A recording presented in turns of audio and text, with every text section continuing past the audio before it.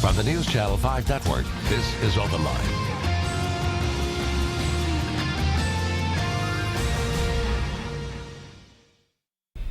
Good Monday evening, everyone. Thank you so much for being with us here on Open Line. I'm Carrie Sharp, and I'm joined by John Navin of John Navin Associates, a financial advisor. Thank you for being with us. My pleasure. It's good to be here. It is so good to have you in here. We're talking about retirement again tonight. Yes. And we want to get people in the frame of mind that, because we've all heard, you got to plan for retirement, you got to plan for retirement.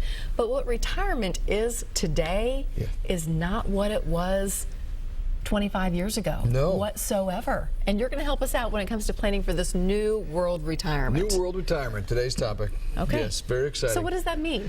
Well, the biggest thing probably is, you know, in recent years, you go back 20 years, 25 years ago, my folks and people typically in that, you know, they're probably 75, they didn't have to worry about retirement because they had a pension. Yep.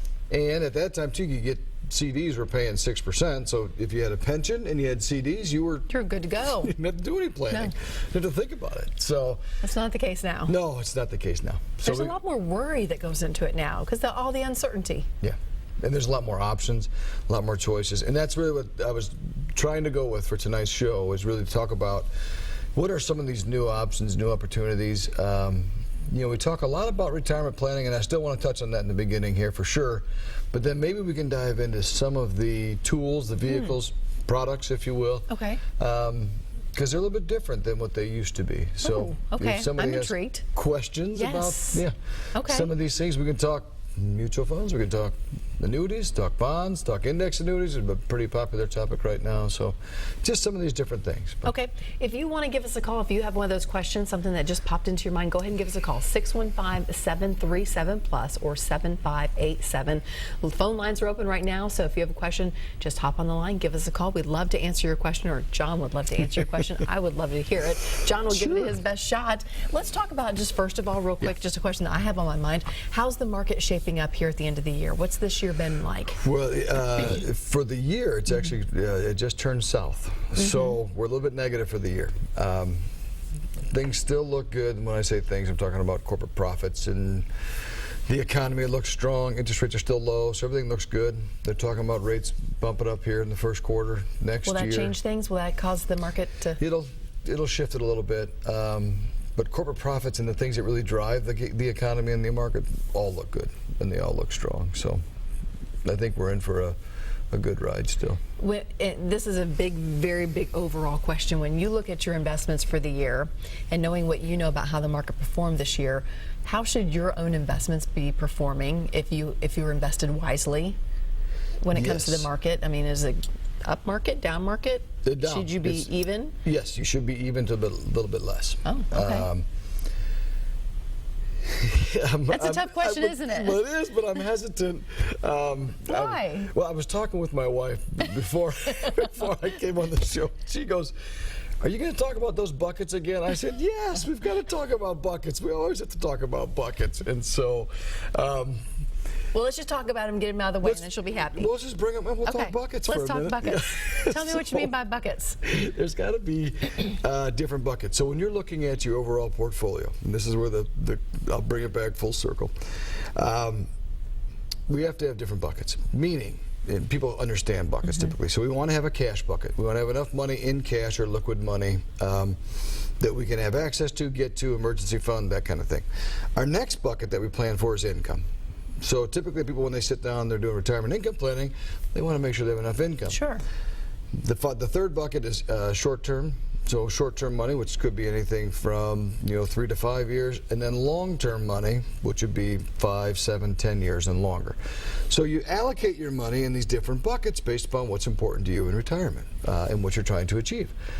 So to answer your question, your long-term bucket is going to be slightly down for the year. Okay. So you may find in a lot of your money is probably still set up for long-term, and so that's going to be a little bit in the negative territory. A little bit in negative territory, slightly in the negative. But now your cash bucket should not be down, and your income, and there's different vehicles that we can use for each one of those buckets, and that's where eventually I'd like to talk about.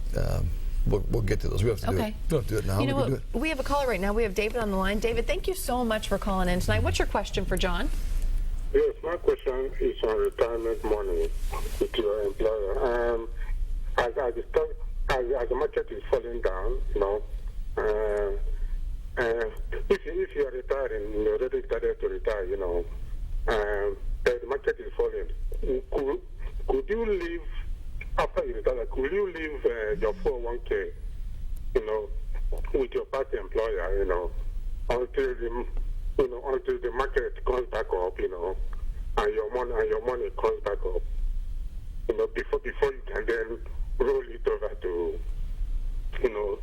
a new private retirement person like him or something, Yeah, could you leave that money there? Or is that a penalty? Okay. If you left that 401k money there with your past employer that you retired from, waiting for the market to come up. Okay, I see. So should you leave the the money out there? It must have fallen.